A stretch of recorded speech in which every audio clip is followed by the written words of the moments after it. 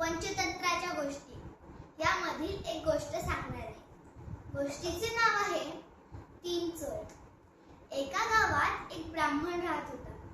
एकदा त्या ब्राह्मणाला एका घरी पूजा करण्यासाठी बोलवले, पण ते घर दुसऱ्या गावात होते.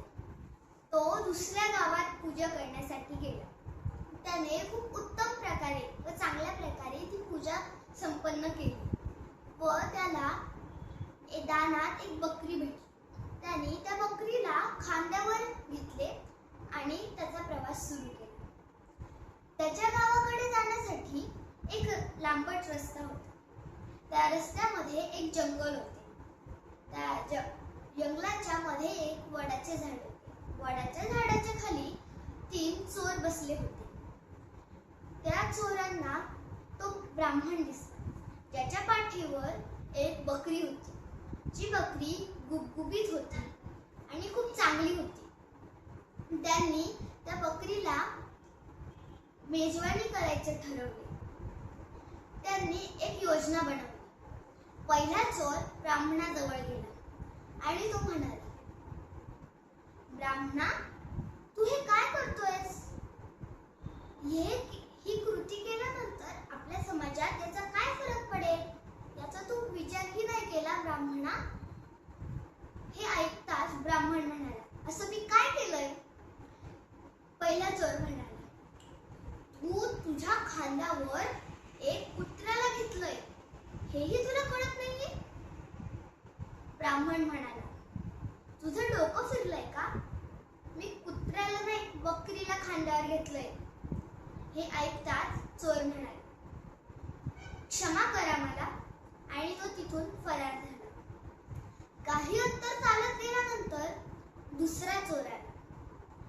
तो ब्राह्मणाला म्हणाला, धर्मात्मा, प्रणाम.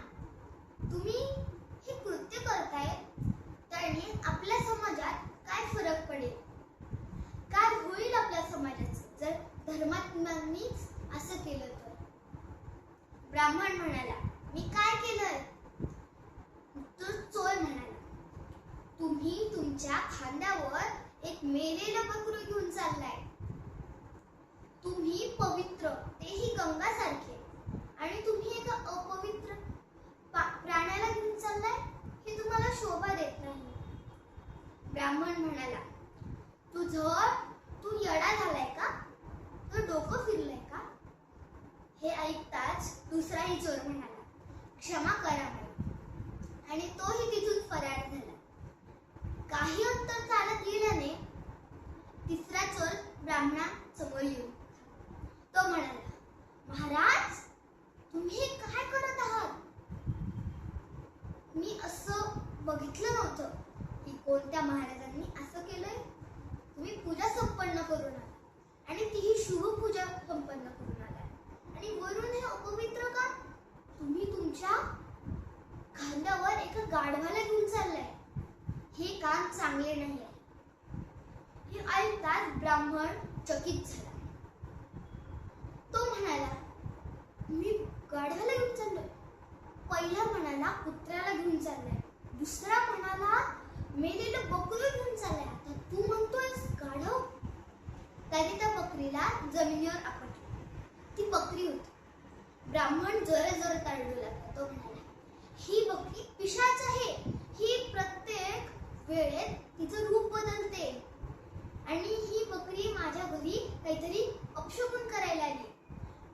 त्या मूर्ख ब्राह्मणांनी त्या बकरीला तिथेच सोडून दिले आणि पळत धावत त्याचे गावातील घर गाठले. त्यांनी मागे वळून देखील त्या बकरीला पाहिले. तो ब्राह्मण पळताच त्या तिसऱ्या चोराने त्या बकरीला उचलले आणि त्या 3 चोरांनी मिळून बकरीची मेजवानी केली. ती मेजवानी त्यांना खूप चांगली वाटली व त्या ब्राह्मणाने त्याचा मूर्खपणाही दाखवला. तात्पर्य: एखाद्या गोष्टीची पूर्णपणे शहानिशा केल्याशिवाय त्यावर विश्वास ठेवू नये. धन्यवाद.